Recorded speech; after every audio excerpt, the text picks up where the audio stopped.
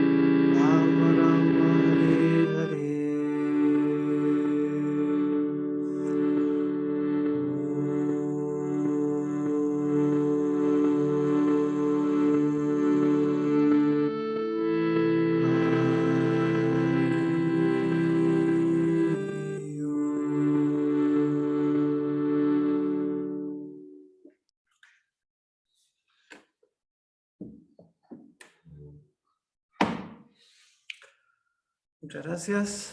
Muy bien. Ya iniciada la invocación, vamos a comenzar ahora con la presentación, ¿sí? Acerca de este capítulo número 13. Este capítulo número 13 tan importante y tan significativo del Bhagavad Gita, Prakriti Purush Vivek Yoga. Prakriti significa la naturaleza material, la manifestación universal material. Esta recibe el nombre de Prakriti, ¿sí? Eso es lo que significa, lo que representa. Purush, Purusha es un aspecto de la divinidad. En este caso se hace mención, es interesante el término porque Purusha también significa el supremo disfrutador, la fuente suprema de disfrute. Eso significa Purusha. Viveka es análisis, Vivek es estudio, es profundizar en el conocimiento, eso es Vivek. Yoga, el yoga como práctica, como sistema filosófico, como proceso. El yoga representa el análisis y el vínculo también entre la materia y el espíritu. ¿Sí? Por eso el yoga está dividido digamos, en 8 angas, 8 partes, 8 miembros, llamado, esto recibe el nombre de Ashtanga Yoga. Y estos 8 miembros están a su vez subdivididos en 2. Los primeros 4 que representan Yama, Niyama, Asana y Pranayama, que tiene que ver con el aspecto práctico del yoga, las reglas, regulaciones, todo lo que se conecta con el principio de, en este caso, la ética y moral aplicada al cuidado del cuerpo, al cuidado interno y a la relación sana con el entorno y con todo lo que implica los diferentes vínculos emocionales que yo puedo entablar, ¿sí? Llama tiene que ver más justamente con mi vínculo social colectivo, por eso es no violencia, no robar, no mentir, no codiciar lo ajeno y practicar un comportamiento casto, ¿sí? Luego tenemos Niyama, que tiene que ver con limpieza, sencillez, austeridad, estudio y devoción al Supremo. Luego viene Asana, que es la práctica justamente de las posturas de yoga. Y por último Pranayama que significa, en este caso, ejercicios de respiración, pero que tienen el propósito principal de equilibrar, controlar nuestra mente y nuestros sentidos. Esos 4 angas, esas 4 partes del yoga representan lo que tiene que ver con el aspecto de la práctica. Luego vienen el segundo grupo de 4, que es Pratyahara, Dharana, Dhyana y Samadhi. Pratyahara como llevar los sentidos hacia adentro, conectarlo con el ser. Pratyahara. Dharana es concentración, Dhyana es meditación y Samadhi la plena absorción del ser. Bien, de esta manera vemos los 8 angas del yoga. Entonces, este conocimiento implica directamente un análisis entre lo que es la materia y el espíritu. Y de eso se trata este capítulo 13. Iniciamos el texto número 1, donde, como siempre, casi en todos los capítulos, inician con preguntas de Arjuna a Krishna. Arjuna es el que recibe el conocimiento por parte de Krishna. Entonces, como tal, hay todo un orden, digamos, de vínculo de maestro a discípulo. En este caso, Arjuna el discípulo, Krishna el maestro, no solamente de Arjuna, sino también de todos los yogis. Por eso otro nombre de Krishna es Yogesvara, el maestro de todos los yogis. El verso número 1 dice: Arjuna vacha prakritim purusham chaiva kshetram kshetranyam evacha. La traducción es: oh mi querido Krishna, deseo conocer acerca de la prakriti, la naturaleza, del purusha, el disfrutador, del campo y del conocedor del campo, y del conocimiento y el fin del conocimiento. Entonces, Sri Krishna dijo, en respuesta a esta pregunta de Arjuna: este cuerpo, oh hijo de Kunti, se llama el campo, y aquel que conoce este cuerpo se le denomina el conocedor del campo. Entonces aquí hay una serie de preguntas que Arjuna le hace a Krishna. En primera instancia, quiere conocer acerca de la prakriti como la naturaleza material, la manifestación material que recibe este nombre. El purusha el disfrutador, la suprema conciencia que rige y que regula, controla esta manifestación. El campo en este caso se refiere al cuerpo. Kshetranyam, Shetram, Shetranyam, dice el mantra, ¿no? Aquí lo marcamos. Shetram, Shetranyam. Shetram es cuerpo, campo. Un campo también representa el cuerpo, este cuerpo material. Y Shetranyam, la palabra Nyam, viene de un término que se llama Jnana. En sánscrito hay un proceso también que es el Jnana Yoga. Jnana significa conocimiento. Jnana significa todo aquello que nos permite comprender y realizar el ser. Eso es Jnana. Entonces, Shetranyam, por un lado, Shetram, el campo, el cuerpo. Shetranyam, el conocedor del cuerpo. Muy interesante. Entonces acá hay 4 preguntas que Arjuna le está haciendo, repasándolas, ¿no? Quiere conocer acerca de la naturaleza material, llamada Prakriti, el disfrutador, el ser supremo, el campo, el cuerpo y el conocedor del cuerpo. Entonces Krishna responde, este cuerpo se llama el campo, y aquel que conoce este cuerpo se le denomina el conocedor del campo. Aquí vemos vamos a ver unas palabras de Baladev Vidyabhushan, un gran sabio, comentarista del Bhagavatam, de ya varios siglos antaño.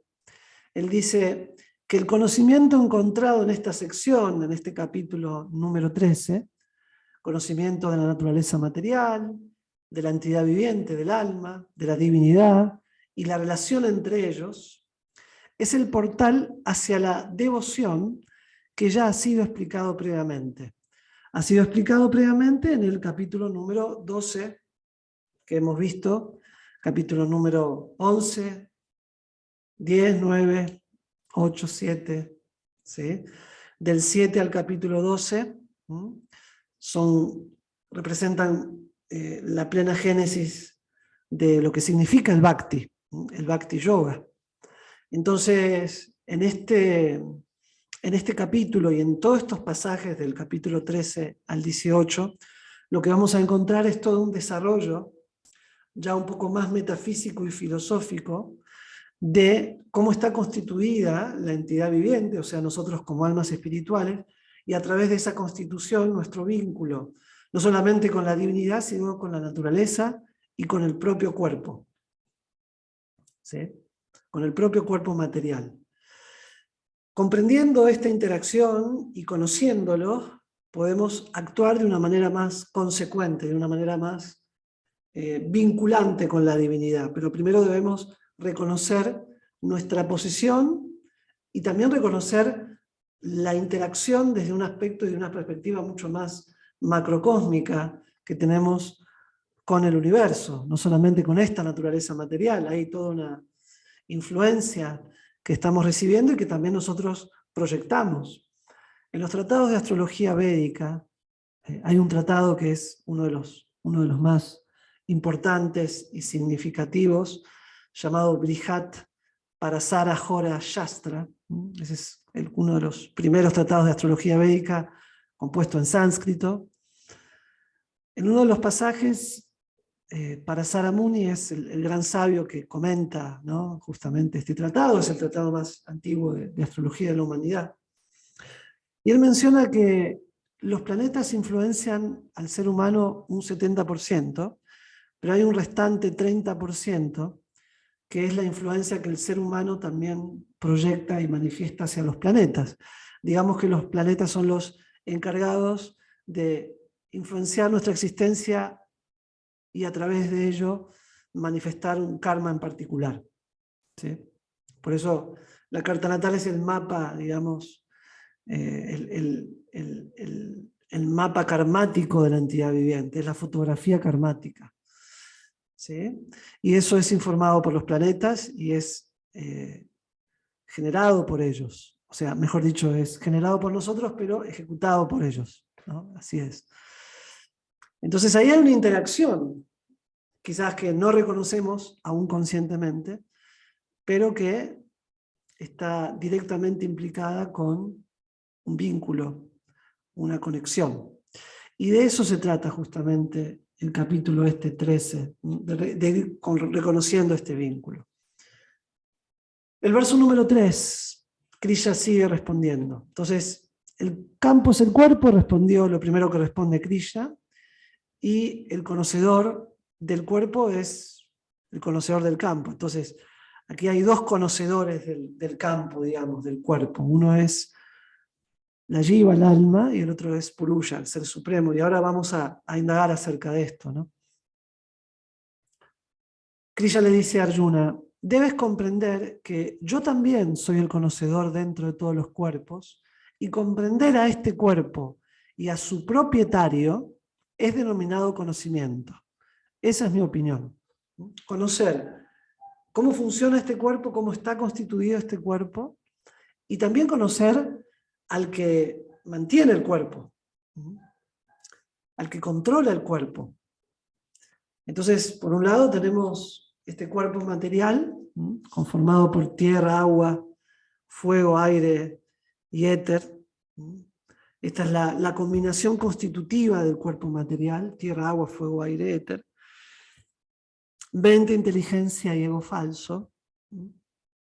Representa ya el aspecto más sutil que conforma este cuerpo, materialmente, pero hay una conciencia que es la que permite que el cuerpo sienta y que el cuerpo interactúe y hace el propósito de su existencia, que es la razón de ser, que es el alma. Es el alma espiritual. Bueno, el alma es el conocedor, pero también está Paramatma. Paramatma significa, ¿sí?, el alma suprema. Para quiere decir supremo, ¿sí? Paramatma.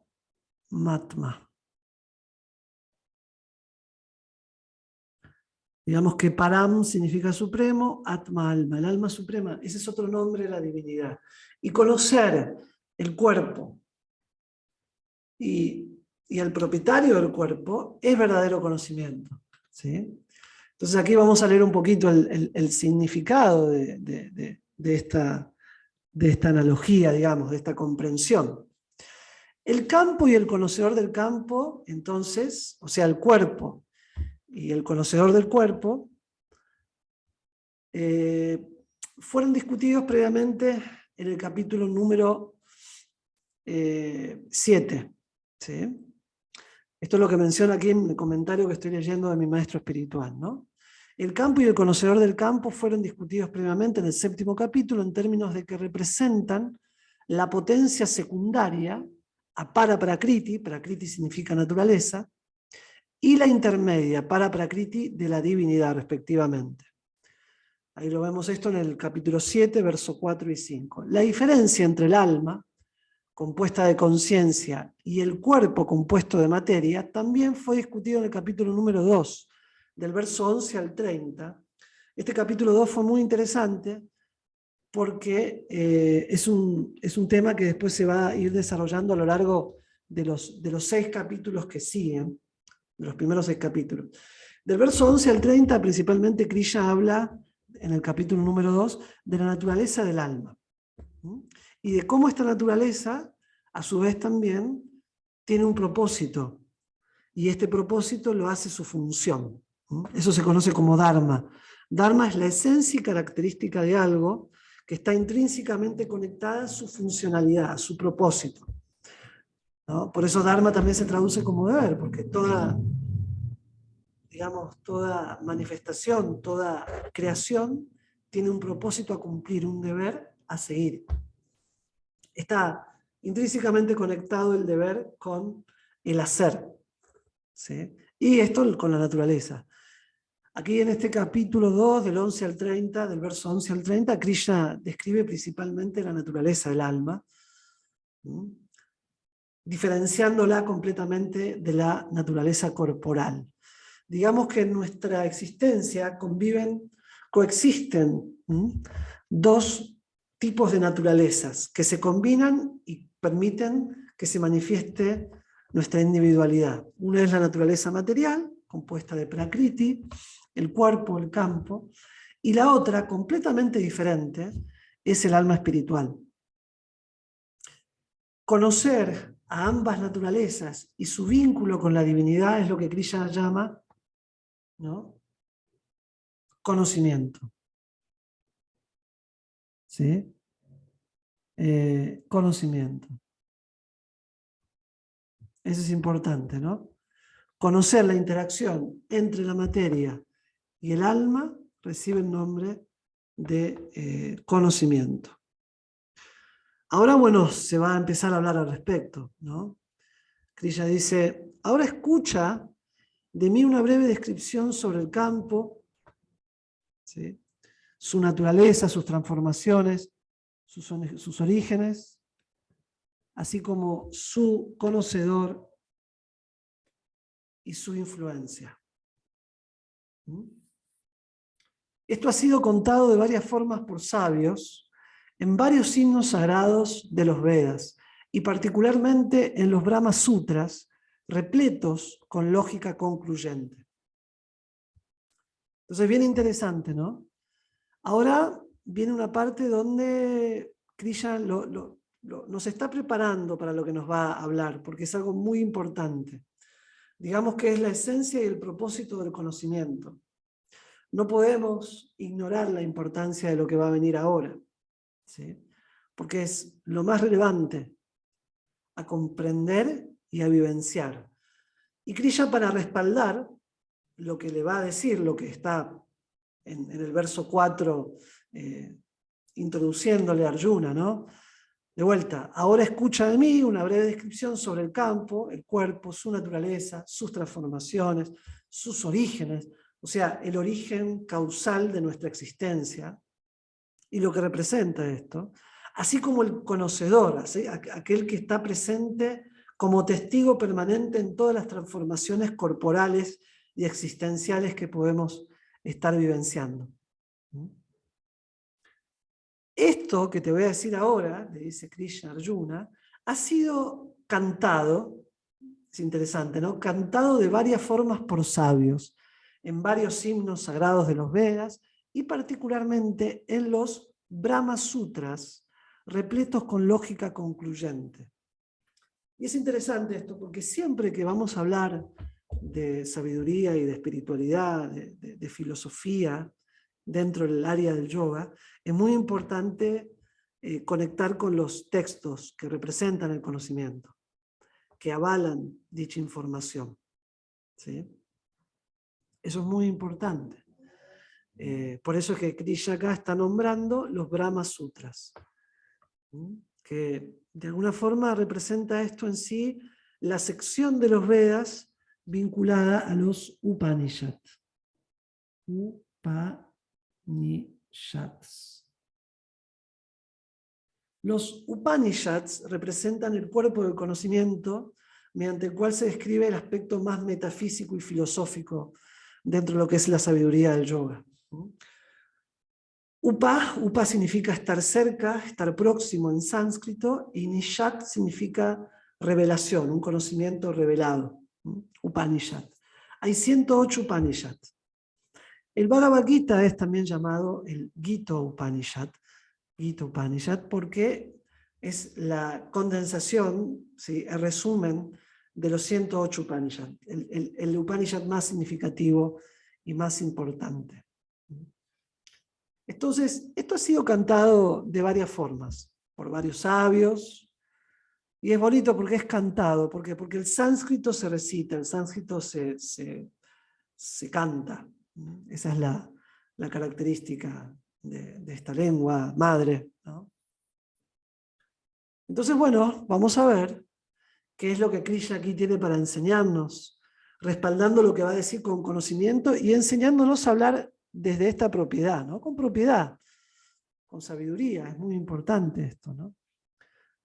Hablar respaldado en conocimiento y en escrituras en sánscrito representa esto en esencia, hablar con estudio del tema, como que nos avala, de alguna manera nos respalda. Versos 6 y verso 7 juntos. Los grandes elementos, el egoísmo, el intelecto, lo no manifiesto, los 10 sentidos y la mente, los 5 objetos de los sentidos, el deseo, la repulsión, el placer, el dolor, el todo orgánico, la conciencia y la convicción, en breve, estos son considerados como el campo y sus modificaciones. Entonces el campo, además de representar el cuerpo, representa el intelecto, el egoísmo, los grandes elementos, los pancha, maha, bhuta, se llama esto, ¿no?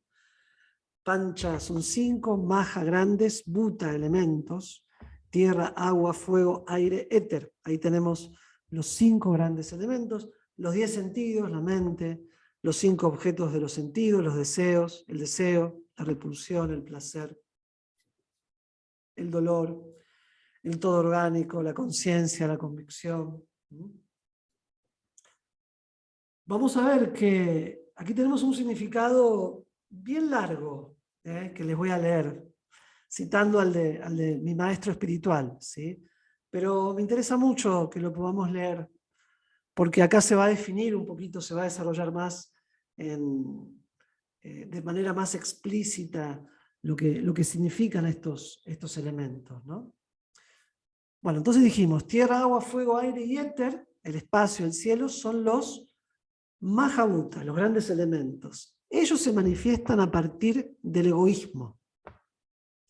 El egoísmo que está vinculado y que es manifiesto por la combinación de Tamaguna con Sri Vishnu. Tamaguna es la cualidad de la ignorancia, y este Tamaguna está regido a su vez por el señor Shiva.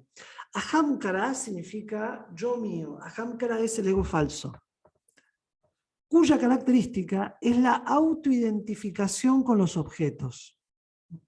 Esto es muy interesante porque la autoidentificación con los objetos implica una dependencia emocional. Digamos que el valor que tiene algo es la proyección de mi conciencia hacia ello a lo cual estoy apegado.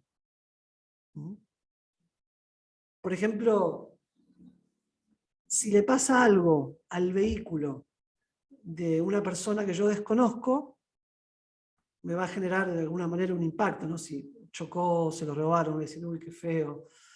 Pero se va a pasar esa sensación rápidamente porque no estoy identificado con ese objeto, en este caso con ese vehículo. Ahora, si me lo robaron a mí, el daño interno, el malestar o el enojo, la insatisfacción, sería mucho mayor por mi identificación con ese objeto, ¿sí?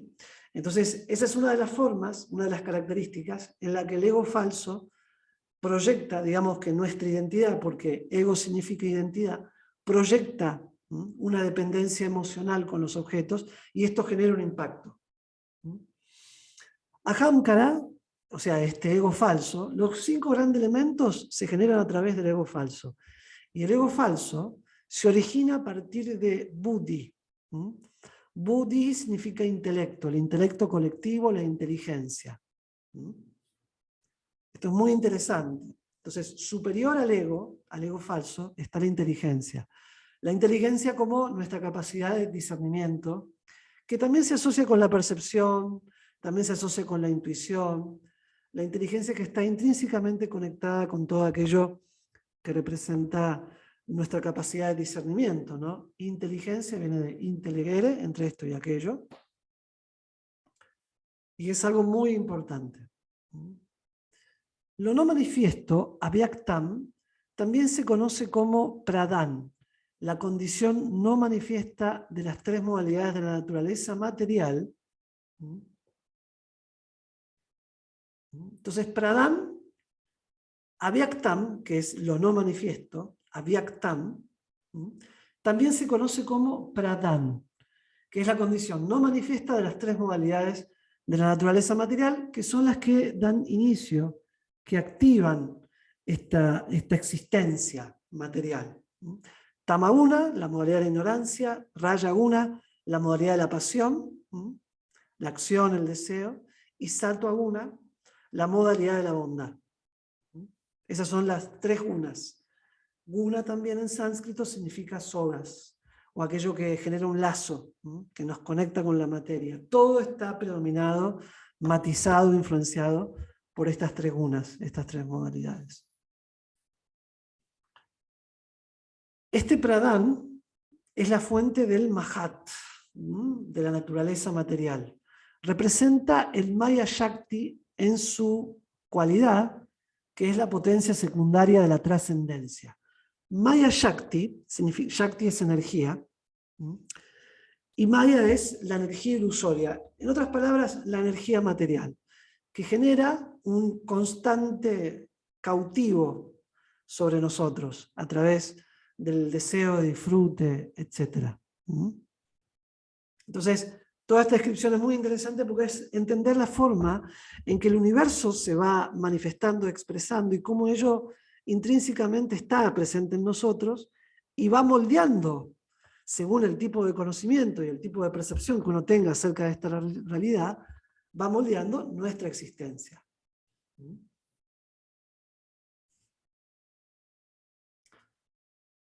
Entonces, esto es importante. Cuando dice el 10 más 1 en este caso, ¿no? Acá dice los 10 sentidos y la mente. Dashaikan, ¿cuáles son estos 10 sentidos? Son tanto motores como perceptuales. Manos, piernas, ano, genital, boca, oído, piel, ojos, lengua y nariz y la mente. Ahí están. Los 5 objetos de los sentidos son sonido, tacto, forma, sabor y olor. Deseo, repulsión, placer y dolor son especificaciones mentales. Tener anhelos por adquirir placer se conoce como deseo, icha, en sánscrito. Repulsión, dvesha, con respecto a las cosas que ocasionan dolor y en su polo opuesto. La verdadera felicidad, Sukam, tiene la virtud como su causa y el sufrimiento real se origina en el miedo o en el vicio. Ahí está, en el vicio. ¿Sí? Esto es muy interesante esta última oración. O sea, la verdadera felicidad, Sukam, en sánscrito, tiene la virtud como su causa. O sea, lo que causa la felicidad son los actos virtuosos. Estos actos son mencionados del capítulo 1, mejor dicho, desde el 2, más precisamente desde el 3 hasta el 6, que es el karma yoga, ¿no? La acción desapegada. Luego se vuelve aún más virtuoso cuando habla de acciones devocionales que van del capítulo 7 hasta el 12. Entonces, la virtud, o sea, la acción virtuosa es lo que genera felicidad. La felicidad tiene la virtud como su causa.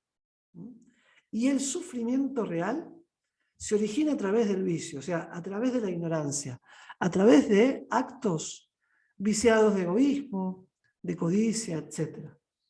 En el siguiente renglón, conciencia, acá estamos describiendo los componentes del campo, que son muy importantes a conocer y que forma una de las dos partes a conocer, que es lo que revela este capítulo como la máxima sabiduría que se puede alcanzar, ¿no? La sabiduría comprendiendo la naturaleza material y espiritual.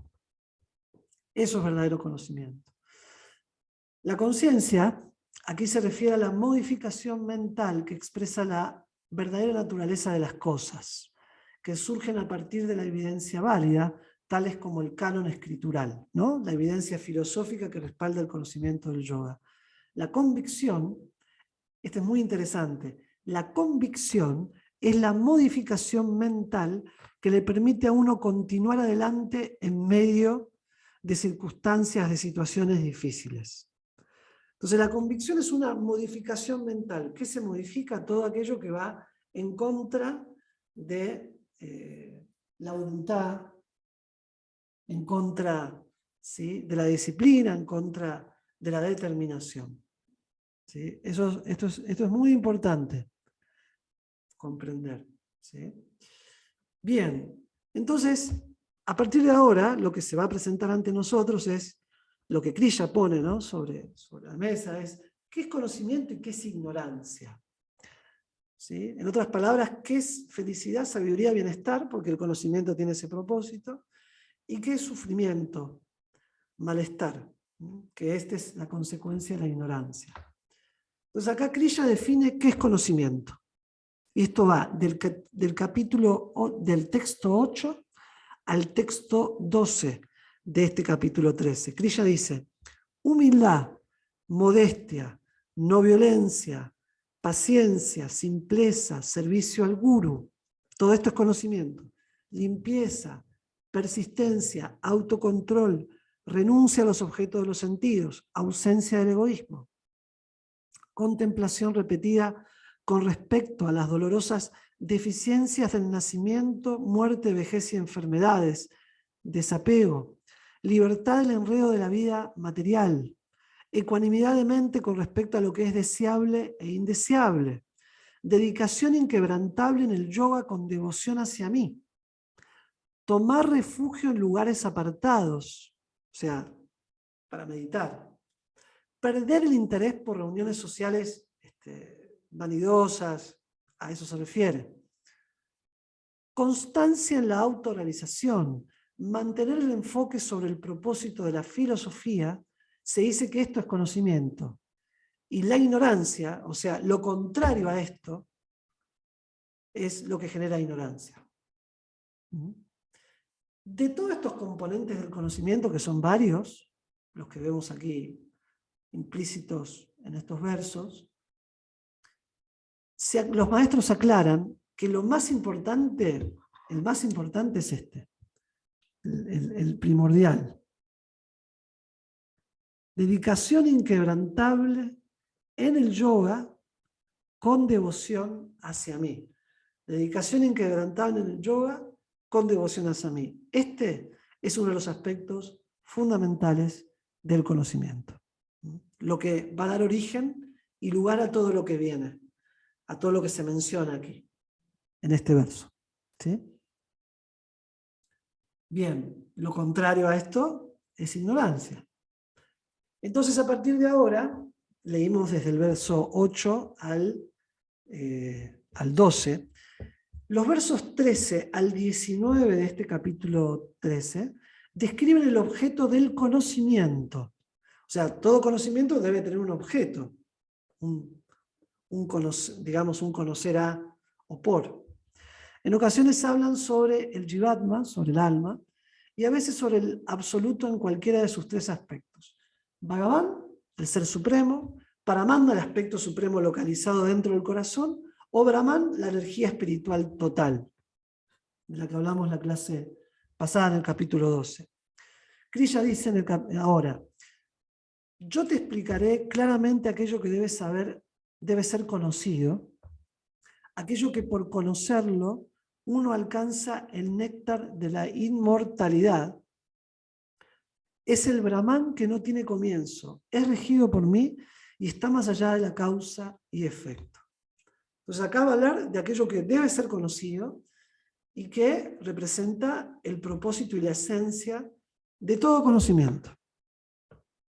Del verso 13 al 19, vamos a leer estos maravillosos versos. Krishna dice: por doquier donde están sus manos y piernas, sus ojos y rostros, él lo oye todo. De esta manera existe la superalma. Aquí lo que está diciendo es que el alma suprema, el super yo, como en términos psicoanalíticos también se llama, ¿no? El super ser, el super yo, el ser supremo, presente en cada corazón, está por todos lados.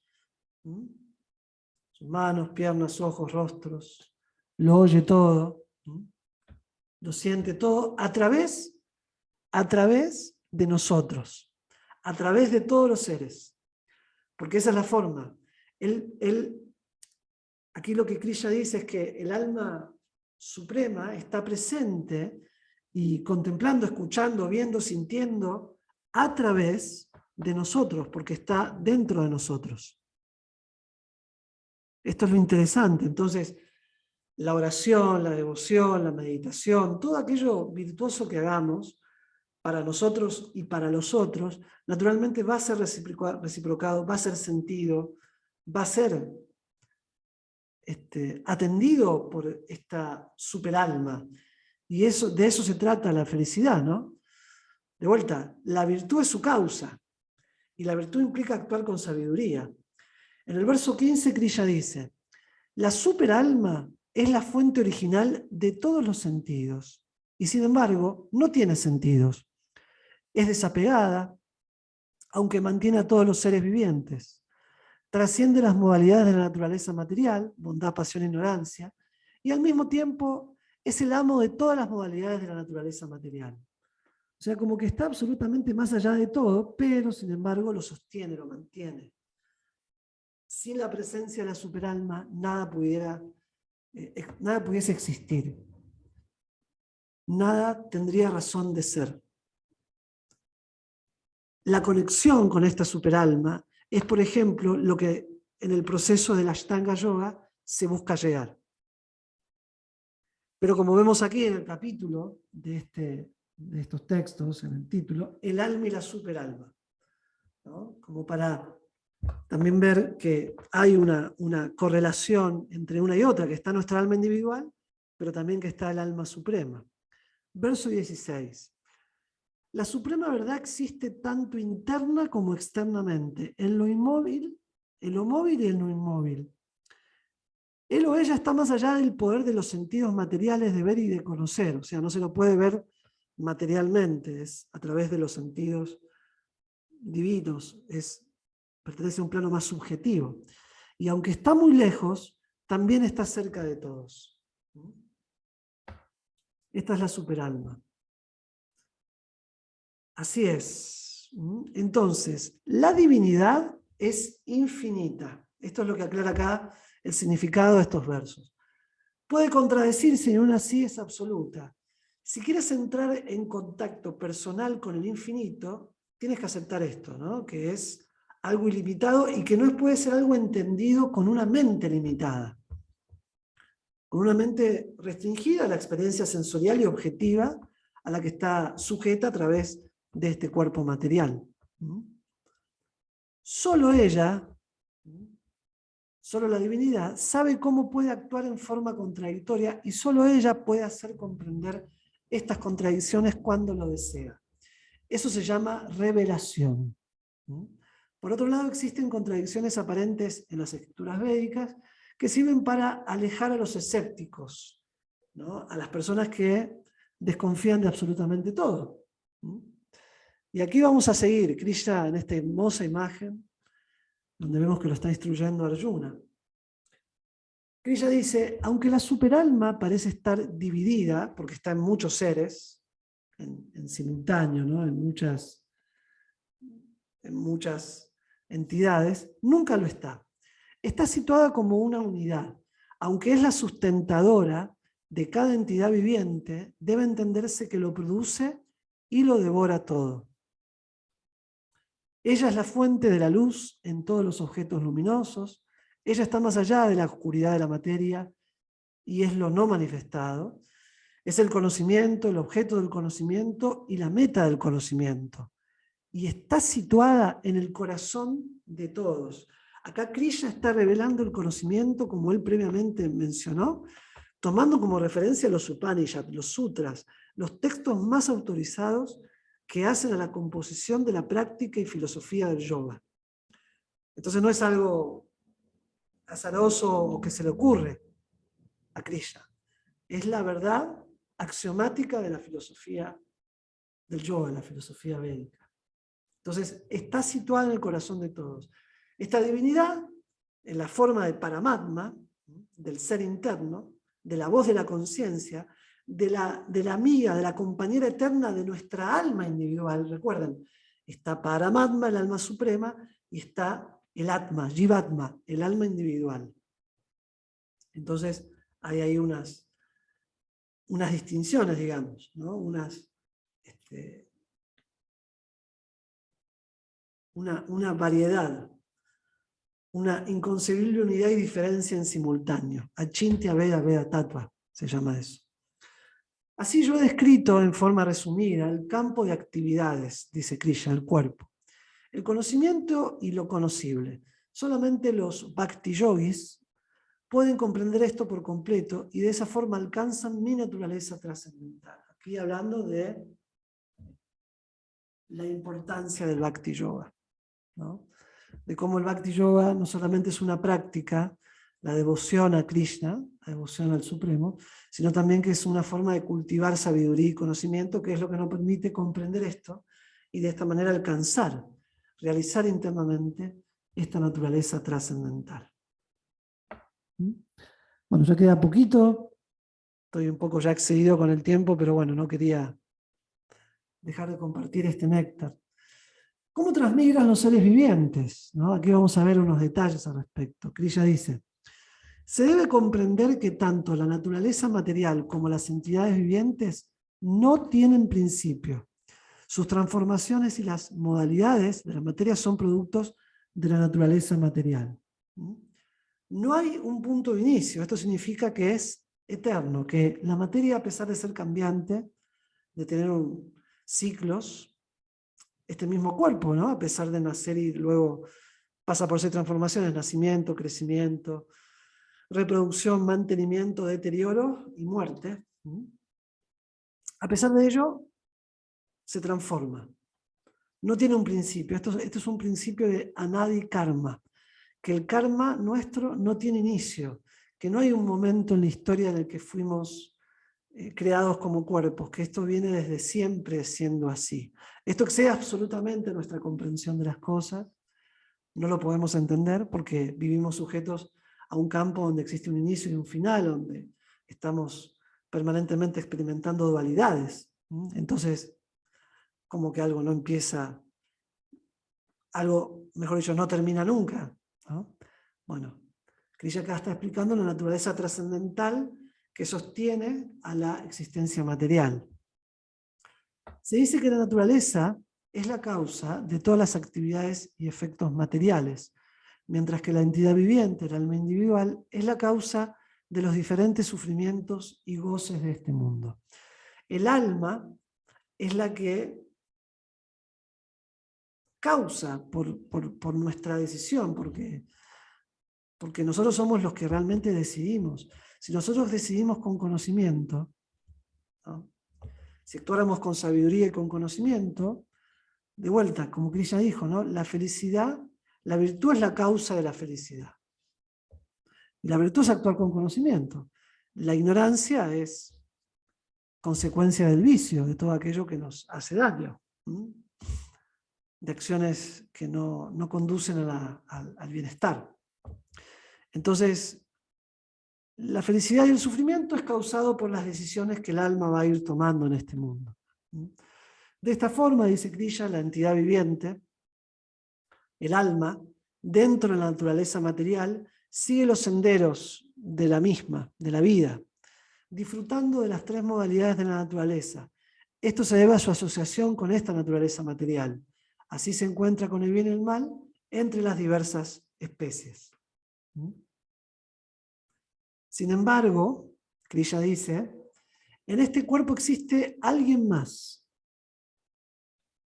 un disfrutador trascendental, el propietario supremo, quien existe como el superintendente y el permitidor, a quien se le conoce como la superalma. Aquí justamente dejamos en estas palabras de Kriya. Luego sigue este capítulo, tiene aproximadamente 30 y poquito de versos, o casi 30 versos. Entonces hemos llegado hasta el 23, creo. Pero hay más todavía, y Kriya va a hablar más acerca de esta superalma y del alma individual en todo lo que viene. Se los voy a dejar a ustedes y se los voy a compartir también después por mail a todos los que están suscritos al curso, para que también puedan continuar con la lectura de todo lo que viene, ¿sí? Aquí dejo para dar lugar a las preguntas. Muchas gracias por compartir.